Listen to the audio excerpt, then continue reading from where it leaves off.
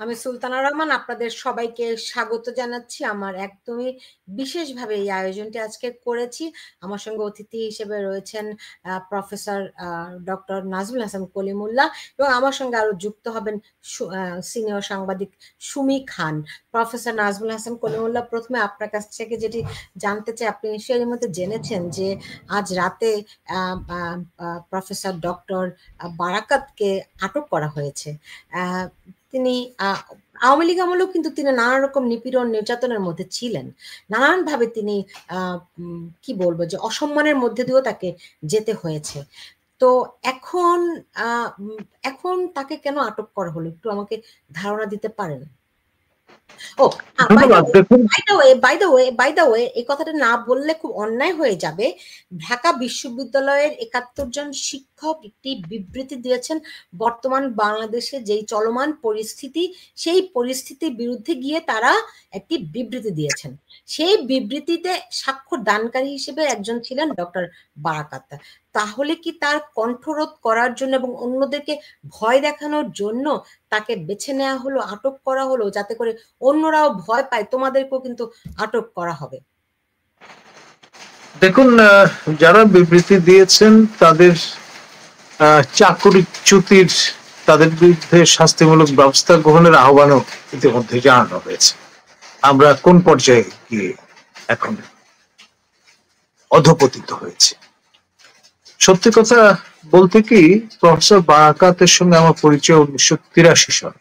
আমি যখন ঢাকা বিশ্ববিদ্যালয়ে চাকরি প্রার্থী হিসেবে উপযুক্ততা অর্জন করেছি সেই সময়, এবং তখন থেকে টিল টুডে আমার সঙ্গে একাডেমিক যে সম্পর্ক সেটি অটুট ছিল। প্রফেসর ডক্টর আবুল বারাকাত রিসার্চ মেথোলজিতে খুবই পরিপক্ক একজন মানুষ, এবং আমরা যারা তার অনুযোগপতি সহকর্মী, আমাদেরকে তিনি দিক নির্দেশনা দিতেন যখনই দেখা হতো সেই সময়। প্রফেসর বারাকাত আমাদের কৃতার্থ করেছিলেন জাপান স্টাডি সেন্টারের দায়িত্ব গ্রহণ করে। আমি প্রফেসর আতাউর রহমান, রাষ্ট্রবিজ্ঞানের প্রফেসর, তার কাছ থেকে যখন জাপান স্টাডি সেন্টারের দায়িত্ব বুঝে নিলাম, ২.৫ বছর পার হওয়ার পর আমার কাছে যখন উচ্চতর গবেষণার সুযোগ আসলো মার্কিন মূল্যকে, অ্যাডভোকেসি ফেলোশিপ এবং লেজিসলেটিভ ফেলোশিপে, তখন আমি প্রফেসর বারাকাতকে অনুরোধ করলাম যে ইউ প্লিজ টেক ওভার। তো তিনি সানন্দে রাজি হলেন, এবং সবাইকে অবাক করে কলা ভবনের কোনায় যে বিশাল কক্ষটি আপনার পূর্ব দক্ষিণ কোণ, সেই কক্ষটি একসময় dean of the social science তিনি ব্যবহার করতেন অফিস হিসেবে। সেই কক্ষটি জাপান স্টাডি সেন্টারের জন্য বরাদ্দ নিয়েছিলেন প্রফেসর আতাউর রহমান। তো সেখানে তিনি দেখলেন যে খুব শ্যাবি অবস্থা। তখন এতটাই নিঃস্বার্থ মানুষ তিনি, পৈতৃক সম্পত্তি বিক্রি করে টাকা এনে সেই টাকা দিয়ে বিশ্ববিদ্যালয়ের এই সেন্টার আপনার সৌকর্যময় করবার জন্য তিনি অকাতরে তা দান করেছিলেন। এরকম কোনো বিরল দ্বিতীয় কোনো ঘটনা আমার জানা নেই।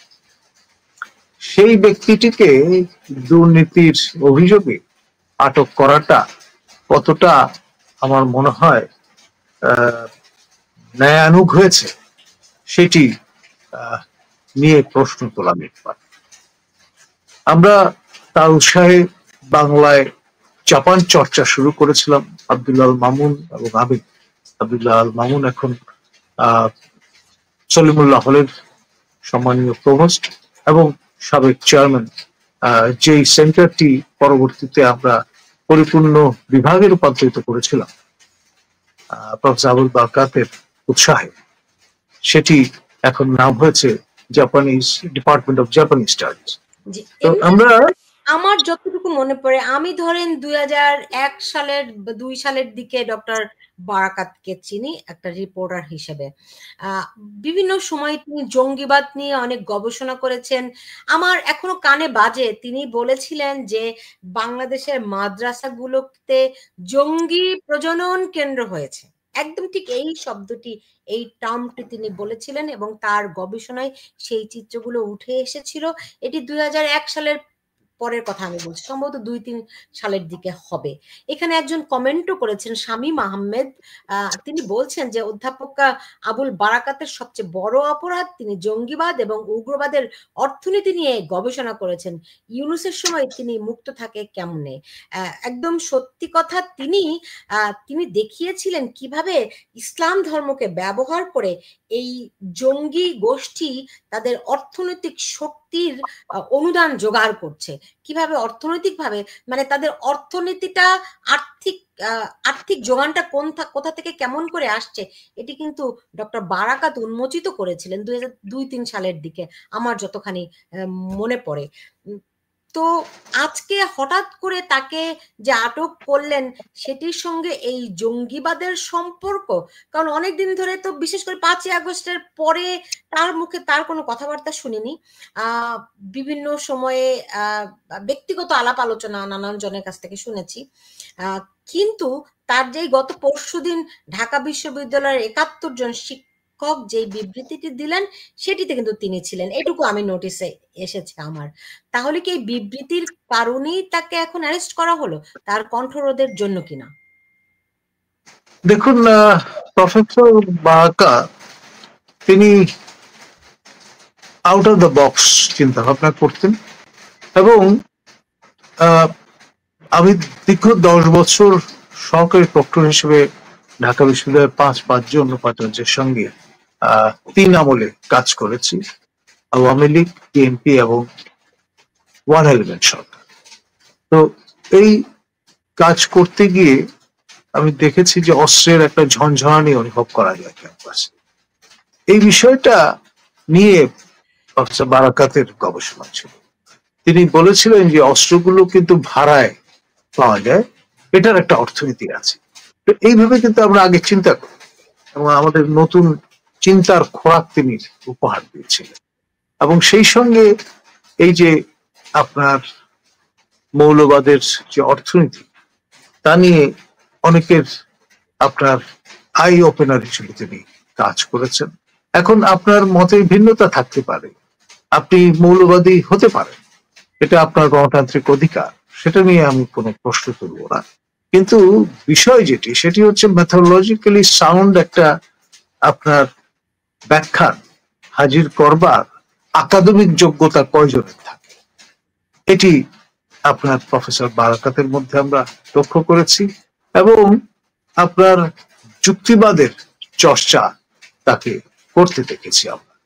তিনি বিপত্নিক ছিলেন, মানে তার স্ত্রী বিয়োগ হয়েছে, এবং তার এক কন্যা সন্তান আছে আমার জানা মতে, এবং তিনি ভীষণ রকম খাটুয়ে এবং পরিশ্রমী মানুষ ছিলেন। এই বয়সে পরিশ্রমটা না করলেও চলবে। আমাদের সোশ্যাল সায়েন্স ফ্যাকাল্টিতে তিনি ছিলেন বটবৃক্ষ মতো একজন ব্যক্তিত্ব। এখন রিটায়ার্ড লাইফে গিয়েও তিনি কিন্তু সহকর্মীদের যারা তার সঙ্গে কাজ করেছেন তাদের সবার খোঁজ খবর রাখতেন। আমি যখন আপনার বেগম রোকেয়া বিশ্ববিদ্যালয়ের 4র্থ উপাচার্য হিসেবে ডেপুটেশন চলে গেলাম, তখনও কিন্তু তিনি আমাকে জাপান স্টাডি সেন্টারের কার্যক্রমের সঙ্গে যুক্ত রাখবার চেষ্টা করেছেন, বিভিন্ন অনুষ্ঠানে দাওয়াত করেছেন, এবং আপনার আনুষ্ঠানিকভাবে জাপানের মান্যবর রাষ্ট্রদূতকে নিয়ে আমরা কিন্তু তৎকালীন শিক্ষামন্ত্রী নুরুল ইসলাম নাহিদ মহোদয়কে নিয়ে এসে তৎকালীন বিশ্ববিদ্যালয় প্রশাসনের রক্তচক্ষু উপেক্ষা করে এই সেন্টারটিকে তিনি রূপান্তরিত করেছিলেন একটি ফুল ফ্লেজড ডিপার্টমেন্ট হিসেবে, এবং অনার্স মাস্টার্স সহ এই বিভাগটি উত্তরোত্তর আপনার সমৃদ্ধির দিকে অগ্রসর হচ্ছে, আকাদেমিক হচ্ছে, এবং এর অনেকটা কৃতিত্ব কিন্তু প্রফেসর বারাকাতকে দিতেই হবে। তিনি অর্থনীতি সমিতির সভাপতি ছিলেন এবং সেই অর্থনীতি সমিতিও কিন্তু আপনার চর দখলের মতো দখল হয়ে গেছে। আপনার এই যে মনোবেদনাগুলো সেগুলো তাকে অবশ্যই পুরো করে খাচ্ছিল এবং তিনি আপনার তার যে পাণ্ডিত্য, তার যে ইনসাইট, সেটি দিয়ে সমৃদ্ধ করেছিলেন Bangladesh institute of law and international affairs বলে যে থিঙ্ক ট্যাঙ্কটি আছে, বাই পার্টিকুলার বেসে যেটি তৈরি হয়েছিল। Ministry of law, justice and parliamentary affairs এবং মিনিস্ট্রি অফ ফরেন অ্যাফেয়ার্স এর যৌথ আপনার পৃষ্ঠপোষকতায় এই ইনস্টিটিউটটি পরিচালিত হচ্ছে ধানমন্ডিতে, ঐতিহাসিক একটি বাড়িতে। হোসেন শহীদ সোহরাওয়ার্দী মহোদয়ের যে বাড়িটি ছিল ধানমন্ডিতে, সেই প্রেমিসেসে এই ইনস্টিটিউটটি গড়ে উঠেছে। সেখানেও তিনি কিন্তু বোর্ড মেম্বার হিসেবে যথেষ্ট ইনসাইটফুল অবদান রেখেছেন বলে আমি দেখেছি। আর তার যেই আপনার জীবন আচরণ তা একেবারেই simple, simple living, high thinking, এটাই ছিল তার মটো। জাপান সম্রাটের কাছ থেকে সর্বোচ্চ সম্মাননাও কিন্তু তিনি তার যে বাংলাদেশ জাপান সম্পর্ক উন্নয়নের ক্ষেত্রে রেখেছেন যে অবদান, তার স্বীকৃতি স্বরূপ তাকে প্রদান করা হয়েছে এবং আমাদের এখানে জাপান দূতাবাসে এই তার সম্মানে একটি বিশেষ অনুষ্ঠানের আয়োজন করে তাকে এই মেডালিয়ান গলায় পরিয়ে দিয়েছিলেন মান্যবর রাষ্ট্রদূত মহোদয়। তো সেই জন্য তার এই আটকাদেশ জাপান বাংলাদেশ সম্পর্কে আপনার তির্যক রেখাপাত করতে পারে সে আশঙ্কা উড়িয়ে দেওয়া যায় না। সেই জন্য এটি আসলে প্রয়োজন ছিল কিনা আদৌ, কিন্তু আর এমন নন যে পালিয়ে যাওয়ার মতো একটা লোক। তিনি তার বাসভূমি বা বাসাতেই অবস্থান করছিলেন, সেখান থেকে এইরকম একটি সময়ে আটক করাটা কতটা বিজ্ঞজনজিত কাজ হয়েছে সেটা দুদক বুঝবে। দুদক, আমরা চাইবো যে কোনো অবস্থায় জনগণের করের অর্থে পরিচালিত এই প্রতিষ্ঠানটি গণবিরোধী একটি অবস্থান পরিগ্রহ যাতে না করে তেমনটি আমরা চাইবো। এবং সেই সঙ্গে আপনার লক্ষ লক্ষ হাজার হাজার কোটি টাকার লোপাট হয়ে যাচ্ছে, সেইগুলোর কোনো খোঁজ খবর নেই, কিন্তু আপনার যারা একাডেমিক বৃত্তে কাজ করেন তাদের উপর চড়া হওয়াটা কতটা মানবিক আচরণ এর মধ্যে পড়ে সেটাও কিন্তু ভেবে দেখা দরকার। আমাদের তুমি আপা চলে এসছেন, আমার মনে হয় যুক্ত হয়েছেন। আমি জানি সুমি খানের সঙ্গে নিয়মিত যোগাযোগ আছে ডক্টর বারাকাতের, যোগাযোগ ছিল, এখন বলবো কারণ তাকে আজকেই কয়েক ঘন্টা আগে আটক করা হয়েছে। সুমি খানের সঙ্গে গতকালও তার কথা হয়েছে আমি যতটুকু জানি। সুমি খান, একটু বলেন তো যে ডক্টর বারাকাতকে আপনাকে এমন কোনো আভাস দিয়েছিলেন? কালকেও তো বোধহয় আপনার সঙ্গে কথা হয়েছে যে এরকম হতে পারে বলে উনি তার ধারণা ছিল। ধন্যবাদ সুলতানা, আপনিও আপনার পেশাগত দায়িত্ব পালন করতে গিয়ে স্যারকে চিনেছেন। আমরা আমার 32 বছরের সাংবাদিকতা জীবনে আমি স্যারের সাথে অসংখ্যবার কথা হয়েছে, ইন্টারভিউ নিয়েছি পেশাগত দায়িত্ব পালন করতে গিয়ে। ধরুন যে বাংলাদেশের অর্থনীতিতে যাদের অবদান, সেই ধরুন ডক্টর খলিকুজ্জামান স্যার থেকে শুরু করে এম আকাশ থেকে শুরু করে ডক্টর আতিউর রহমান স্যার থেকে শুরু করে আপনি ধরুন এক একজনের পর একজন ধরলে আবুল বারকাত স্যার সেখানে একজন বাতিঘর। হ্যাঁ স্যার, আমরা যতটুকু দেখেছি আমাদের পেশাগত দায়িত্ব পালন করতে গিয়ে স্যারকে গতবার যখন আওয়ামী লীগ ক্ষমতা এসেছে, কলিমুল্লাহ স্যার ভালো বলতে পারবেন আরো, স্যারকে অর্থমন্ত্রী করবার ব্যাপারে একটা কথা উঠেছিল। তো ওই যে বলে কাকের মাংস খায় না কাকও, কিন্তু আমাদের দেশে তথাকথিত প্রগতিশীল বুদ্ধিজীবী বলুন বা তাত্ত্বিক বলুন, তারা কিন্তু নিজেরাই নিজেদেরকে অনেক বেশি হিংসাত্মক বলুন বা জিঘাংসা বলুন সেই ভূমিকায় থাকে।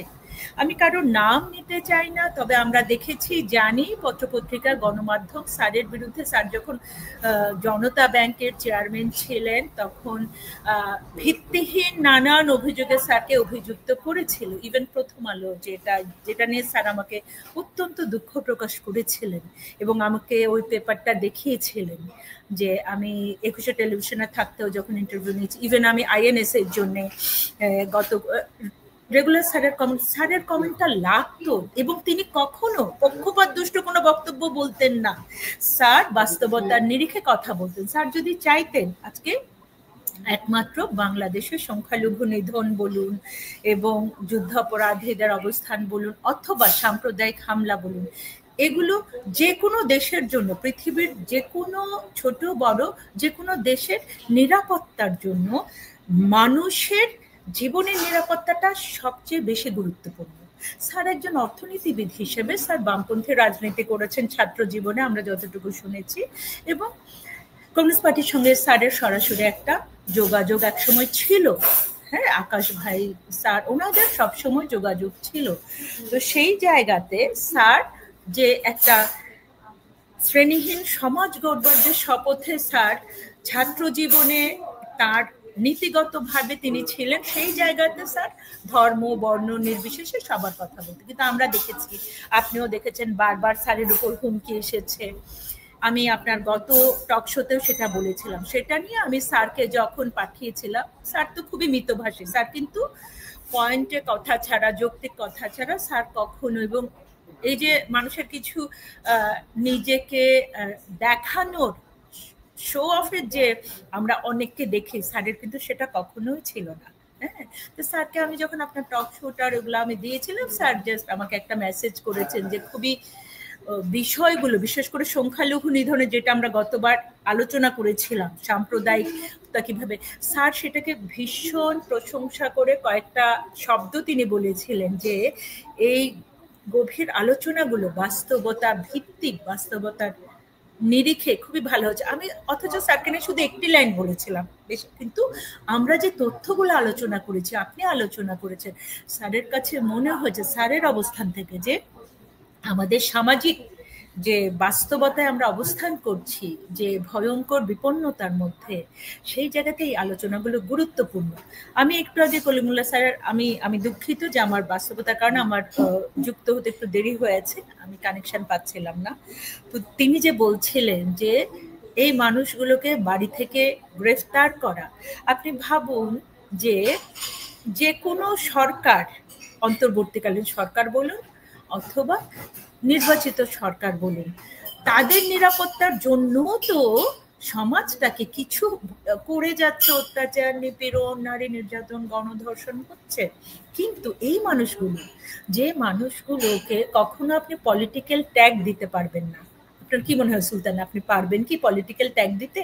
পারবেন না। তাহলে এই মানুষগুলো নিরপেক্ষতার বিচারে, যার ভোর হতো গানের একটু রেওয়াজ করে ঢাকা বিশ্ববিদ্যালয়ের ওনার কোয়ার্টারের ছাদে 80টা গাছ, সবই আয়ুর্বেদিক গাছ, যেগুলো ওষুধি গাছ, বিভিন্ন জনে সে নিয়ে যেত। আমি যখন ইন্টারভিউ নিতে গেছি আমি দেখেছি ঢাকা ইউনিভার্সিটির বিভিন্ন কোয়ার্টার থেকে ওরা কাজের লোকদেরকে পাঠাতো, ফোন করে বলতো ওনার এই ওষুধ লাগবে, অ্যালোভেরার বা এই গাছ ওই গাছ লাগবে, স্যার কিন্তু দিয়ে দিতেন। এই যে একটা মানুষ, এবং আজকের এই দিনটা আসার পিছনে আওয়ামী লীগ সরকারের সময়ে যে স্যারের প্রতি বিদ্বেষমূলক যে আচরণগুলো করা হয়েছিল, হ্যাঁ, ইভেন কলিমুল্লাহ স্যারের সাথেও করা হয়েছিল, যে এই দায়িত্বশীল ভূমিকার জায়গায় আমরা সরকারের নীতি নির্ধারকদের কোনো দায়িত্বশীল ভূমিকা আমরা দেখতে পাইনি। তারই খেসারত আজকে সরকার দিচ্ছে, সবাই দিচ্ছে, আমরা দিচ্ছি, এবং এটা অত্যন্ত বিপজ্জনক। স্যারের যদি প্রাণহানি হয়, আমরা দেখেছি অনেকেই মেরে ফেলা হয়েছে। হ্যাঁ, সি নুরুল হুদা স্যার, তিনি একরকম বলতে গেলে তিল তিল করে মারা গেছেন আতঙ্কে, যে তাকে যদি একজন সিকে যদি গলায় জুতোর মালা পরিয়ে মুক্তিযোদ্ধাকে নেয়, ওনাকেও যে নেবে না, তার তো উনি তো সেই আতঙ্কেই হয়তো হার্ট অ্যাটাক করে মারা গেছেন। এরা তো সম্পদ ছিল জাতির, তাই না? তো এই জায়গাতে আমি বলবো যে আমাদের স্যার আমাকে একটা জিনিস দিয়ে করেছিলেন, শেয়ার করেছিলেন, ঢাকা বিশ্ববিদ্যালয়ের শিক্ষকদের যে প্রতিবাদটা, বিবৃতিটা, কারণ আমি স্যারকে বলছিলাম যে অবস্থানটাকে, কিন্তু স্যারের নিরাপত্তাহীনতা এইসব নিয়ে স্যার কখনোই বলেননি। আমরা যখন ইটিভিতে থাকতে স্যারের ডেথ ফ্লোতে এসে আমরা ফোন করেছি, স্যার এতটাই মিতভাষী, এতটাই বিনয়ী, এতটাই নিভৃতচারী যে স্যার কিন্তু কোনোদিন বলেননি যে আমাকে বাঁচাও, আমার জন্য নিরাপদ। আমরা কেউ বলতে পারবো না, প্রেসের কেউ, গণমাধ্যমের কেউ বলতে পারবো না এটা। তো সেই জায়গাতে আমরা কতটা হতভাগ্য জাতি, দুর্ভাগা জাতি, আমরা এই মানুষগুলোকে যারা সমাজের জন্য, মানুষের জন্য, মানুষের নিরাপত্তার জন্য, সকল শ্রেণী, বর্ণ, গোত্র, জাতি নির্বিশেষে তাদের জন্য যারা কাজ করে গেছেন, নিজের খরচে বলুন, নিজের চেষ্টায় বলুন, তারা কিন্তু সম্মানিত হওয়া দূরের কথা, এই যে তাদের বিরুদ্ধে এই শক্তিগুলো ভয়ঙ্কর, ৭১-এর ঘাতক বলুন, আমাদের দেশ বিরোধী শক্তি বলুন, বাংলাদেশকে আবারও অন্ধকারে একেবারে নিশ্চিহ্ন করে দেবার যে মেটিকিউলাস প্ল্যান, তার যে অংশ, সেই জায়গা থেকে উত্তরণের তো আর কোনো পথ আসলেই থাকবে না।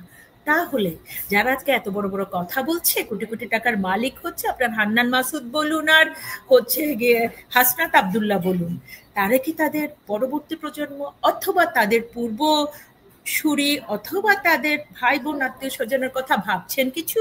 তারাও তো নিশ্চিহ্ন হয়ে যাবে, তাই না?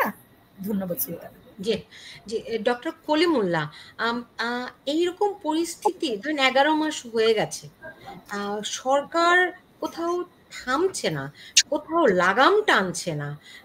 গতকাল তারা আকস্মিকভাবেই প্রেস সেক্রেটারি ঘোষণা দিয়েছেন ডিসেম্বরের মধ্যে নির্বাচনের প্রস্তুতি। মানে হঠাৎ করে আউট অফ নোওয়্যার তারা এসে একটা অ্যানাউন্সমেন্ট দিল যে আইন শৃঙ্খলা বাহিনীকে ডিসেম্বরের মধ্যে প্রস্তুত হতে বলবে। স্টিল তারা এখনো তারিখটি ঘোষণা করেনি। কিন্তু তো এই আকস্মিক ঘোষণা করার মানেটা কি, এর নেপথ্যে কি আছে? আমি কালকে থেকেই ভাবছি যে কবে আপনার সঙ্গে শো হবে, তখন এই প্রশ্নটি আপনাকে করব আমি। দেখুন, কার মুখ নিশ্চিত এই বয়ান, এটাও কিন্তু খেয়াল করতে হয়। অন্য কেউ নন, তিনি সম্মানীয় প্রেস সেক্রেটারি আপনার শফিক। এই শফিক মহোদয় কিছুদিন আগে তারাস্বরে বলেছেন যে জুনের আগে নির্বাচন হবে।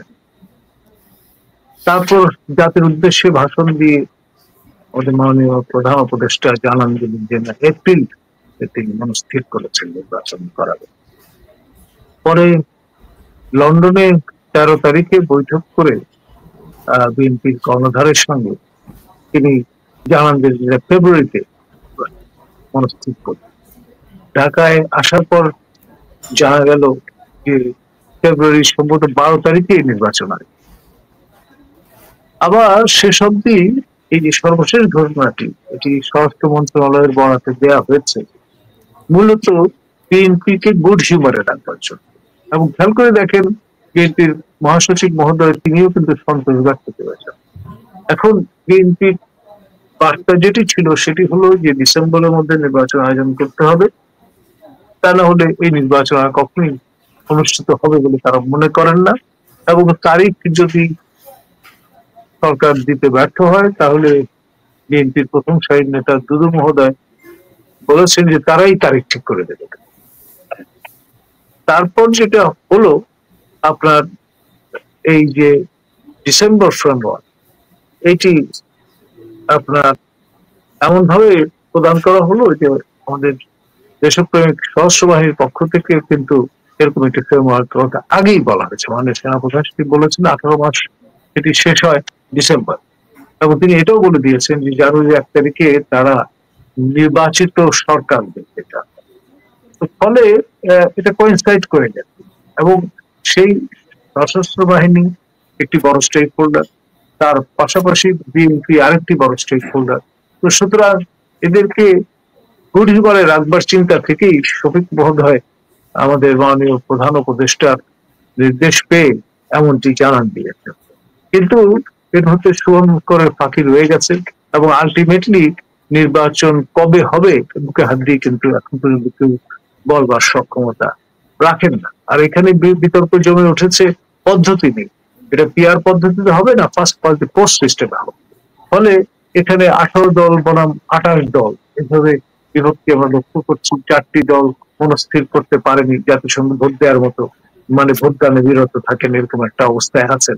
তো ফলে সব মিলিয়ে আপনার দিল্লি দূরস্থ, এবং সে কারণেই আমি বলি যে নির্বাচনটা হয়ে দাঁড়িয়েছে অলমোস্ট লাইক চেজিং দ্য চিমেরা, অর্থাৎ মরীচিকার পেছনে ছুটবার সামনে। ধন্যবাদ। আদৌ হবে? সিরিয়াস ডাউট আছে এ ব্যাপারে। জি, সুমি খান, নির্বাচন নিয়ে ধরেন যখন বলছে যে ডিসেম্বরের মধ্যে নির্বাচনের প্রস্তুতি হবে, তারপর যখন এরকম মানুষদেরকে অ্যারেস্ট করা হয়, এটা কি বার্তা দেয়? আমি এখানে আগেও আপনারই টকশোতে বারবার বলেছি, যথেষ্ট সন্দেহ আমার নিজের আছে। কলিমুল্লাহ স্যার যেমন বললেন, নির্বাচন আদৌ তারা দেবে কি না, কারণ নির্বাচন দিলে আমরা মার্কিন সিনেটের প্রতিবেদনও আমরা দেখেছি, জাতিসংঘ প্রতিবেদনও দেখেছি, তারা কোনো দলকে বাদ দিয়ে নির্বাচন করা যাবে না, তারা স্পষ্ট বার্তা তারা দিয়েছে। সেক্ষেত্রে আওয়ামী লীগকে যদি নির্বাচনে অংশ দিতে হয়, ওরা যেটা করছে, আমি কালকেও বার্তা পেয়েছি, আমরা যেহেতু ঢাকাতে সাংবাদিকতা করেছি, দেশের প্রত্যন্ত অঞ্চল থেকে আমাদের কাছে বার্তা আসতো, হ্যাঁ, এখনো আসে, যেখানে যতজন ধরুন জনপ্রতিনিধি ছিল তৃণমূল লেভেলে, ধরুন ইউনিয়ন পরিষদের কাউন্সিলর, ধরুন চেয়ারম্যান, ধরুন আপনার জেলা পরিষদে কাজ করা, যারা এলাকাতে একটু শ্রদ্ধেয় মুক্তিযুদ্ধের পক্ষে, তাদেরকে কিন্তু মেরে ফেলছে, মসজিদে নামাজ পড়তে যাওয়ার সময় মেরে ফেলছে, সচিবালয়ে চাকরিচ্যুত করা হচ্ছে, ওএসডি করে ফেলা হচ্ছে। কাদেরকে? তারা কিন্তু অনেকেই বিএনপি পন্থী, কিন্তু তাদেরকে মেরে ফেলা হচ্ছে, কারণ তারা যদি সৎ কর্মকর্তা সচিবালয়ে থাকে, সমানে এদিকে 14 জন, ওদিকে 10 জন, ওদিকে 20 জন করে ফেলছে, কোনো গণমাধ্যমে আসছে না। আপনার মনে আছে এক্রিডিটেশন কার্ড সব বাতিল করে ফেলেছে আমাদের, ওদের ইচ্ছা মতো যাকে খুশি দেবে। সচিবালয়ে আগুন জ্বালিয়ে দেয়া হলো, যেটা পৃথিবীর ইতিহাসে আছে কিনা আমার মনে হয় কোনো ইতিহাস খুঁজে পাওয়া যাবে না। এই ঘটনাগুলো এখন থেকে না, ওদের এই আগুন জ্বালিয়ে ধ্বংস করা, পুড়িয়ে ফেলা, তথ্য প্রমাণ পুড়িয়ে ফেলা, এগুলো একেবারে মেটিকিউলাস প্ল্যানের অংশ এক একটা। এবং এই যে কর্মকর্তাদেরকে কাউকে যেন না রাখা হয়, একমাত্র তাদের, বলুন যে ডক্টর ইউনূসের শতভাগ অনুসারী কিনা, সেখানেও সন্দেহ আছে। যদি জামাতে ইসলামের একেবারে তাদের খাস লোক না হয়, আপনি জানেন যে চট্টগ্রামের শাহজাহান চৌধুরী, যিনি আগের বেশ কয়েকবার এমপি হয়েছিলেন সাতকানিয়া থেকে, তাকে এখন জামাতের সেন্ট্রাল কমিটিতে নিয়ে আসা হয়েছে, হ্যাঁ, উনি এখন সেকেন্ড পার্সন হিসেবে আছেন।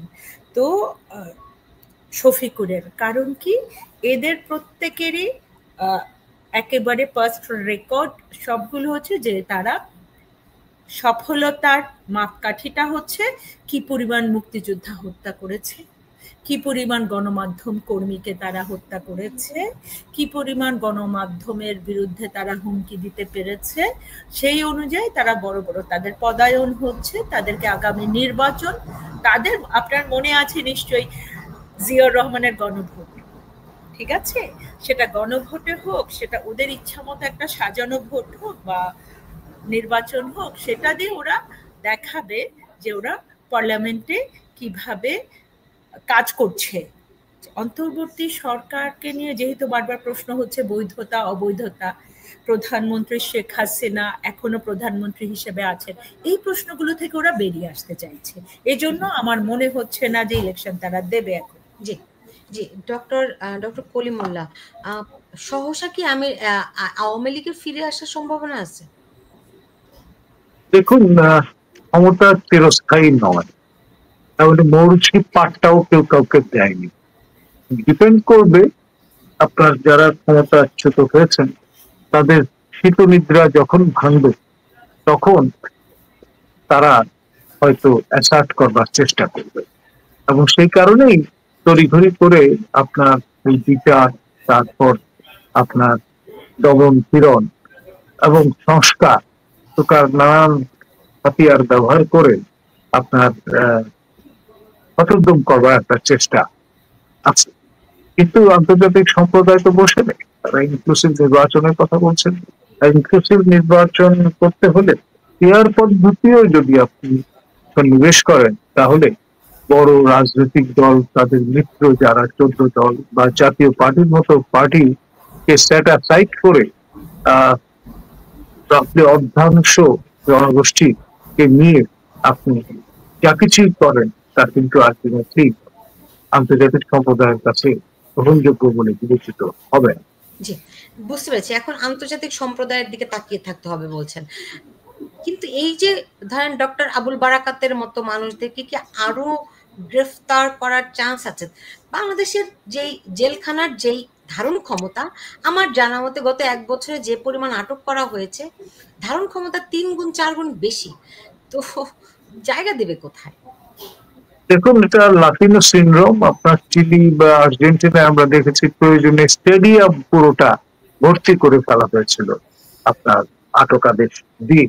তো সেই দৃষ্টান্তগুলো অনুসরণ করার মতো উৎসাহী লোকের কিন্তু এখন অভাব নেই। আর যত রকমের আপনার উৎপীড়ন হতে পারে তার ইনোভেটিভ আপনার স্কিমও কিন্তু আমরা দেখতে পাচ্ছি। তো ফলে উৎসাহে কোনো ভাটা পড়েছে এমনটি মনে হয়। বুঝতে পেরেছি। শেষ করব, সুমি খান, আপনার কাছে যদি অন্য কিছু বলার থাকে তাহলে সেটি জেনে আমি শেষ করব আজকের মতো। আমি শুধু একটি কথা এখানে বলতে চাই যে এই মুহূর্তে যদি এখনো, আমি যেটা বারবার বলছি যে রাজনৈতিক দলগুলো যারা এখনো দেশে এক্সিস্ট করছে, বাম রাজনীতি, অনেকগুলো পার্টি আছে বামপন্থী, তার পাশাপাশি ডানপন্থীও আছে, বিএনপি আছে, যারা বুঝতে পারছে যে ডক্টর ইউনূস কি করছেন এবং অন্যরা কি করছে। এখন ওনাদের একসাথে হওয়া ছাড়া একাত্ম হয়ে ডক্টর আবুল বারকাত স্যারের মতো যাদেরকে কারাবন্দী করেছে, জনতার শক্তির জোরে কিন্তু যে কোনো অপশক্তি পদানত হতে বাধ্য। এখন জনতা তাদের সঙ্গে আছে, স্যারও যেটা বলছিলেন, আমিও মনে করি এই মুহূর্তে একসাথে হয়ে একাত্ম হয়ে এই মানুষগুলোকে এখনো সময় আছে, বাঁচাতেই হবে। তারাই জাতির সুরক্ষা, তারাই প্রোটেকশন, তারাই ঢাল হয়ে আমাদের জাতিকে বংশ পরম্পরায় সকলকে রক্ষা করবে। ধন্যবাদ। দেখুন, আসলে আপনার কথা শুনতে শুনতে একটু ভয়ই লাগে, হাত পা ঠান্ডা হিম হয়ে আসে। ধরেন আমরা একবার 1971-এর 14ই ডিসেম্বর আমাদের জাতির শ্রেষ্ঠ সন্তানদেরকে হারিয়েছি, তাই না?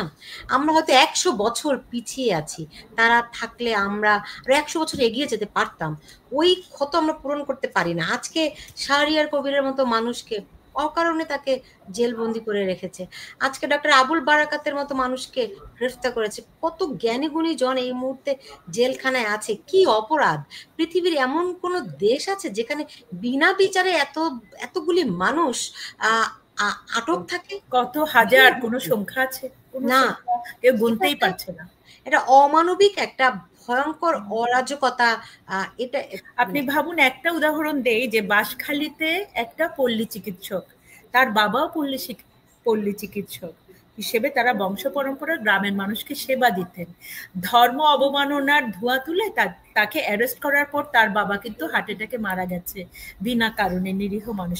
এই যে ধরুন একটা দেশ কিভাবে তৈরি, একটা সমাজ কিভাবে তৈরি, তৃণমূল থেকে। তো তাহলে সেই তৃণমূলে যে মানুষগুলো সমাজকে সুরক্ষা করছে, মানুষকে বাঁচিয়ে রাখছে, আমি খুব ভীত একজন চিকিৎসকের জন্য যিনি খুলনার, আমি নাম বলবো না কোথায় কি আছেন, তিনি কোনো বিনা টাকায় একটা ব্যাগ নিয়ে নিয়ে মানুষের, আমি ওনার ইন্টারভিউ করে এসেছিলাম জাস্ট হয়তো 2 বছর আগে, 3 বছর আগে, বছর 3 আগে। তো আমি কাছে থেকে দেখেছি এত নিরীহ একটা মানুষ, অনেক বয়স্ক, উনি কিচ্ছু করে না। কেউ যদি খুশিও 10-20 টাকা দেন সেটা নিয়ে হেঁটে হেঁটে চলে আসেন। এই যে তিনি সনাতন ধর্মাবলম্বী, আমি জানি না, আমি খুব ভীত। আমি যেরকম স্যারকে নিয়ে ভীত ছিলাম, তেমনি আমি ওনাকে নিয়েও ভীত। এই পল্লী চিকিৎসককে ধরার পর আরো অনেককে ধরেছে।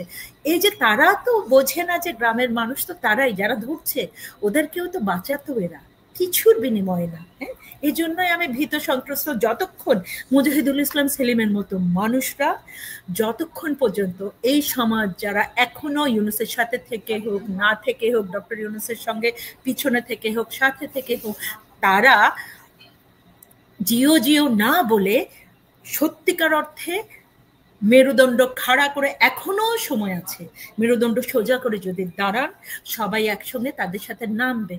মানুষ তো বাঁচাতে হবে, তাহলে ওনারা কিসের নেতা, কার নেতা? দেশ না বাঁচলে, সমাজ না বাঁচলে।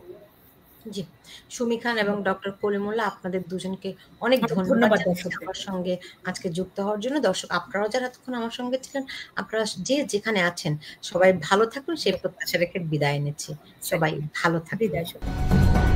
ধন্যবাদ।